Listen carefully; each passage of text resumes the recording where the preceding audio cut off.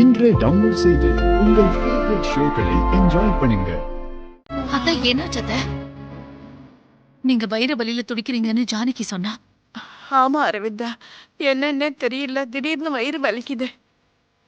காலையில அப்படி என்ன சாப்பிட்டீங்க அத்தை? திடீர்னு இப்படி வயிற்று வலி வரதுக்கு என்ன காரணம்? தெரியலையே அரவிந்தா, எனக்கும் அதான் என்னன்னு புரிய மாட்டேங்குது.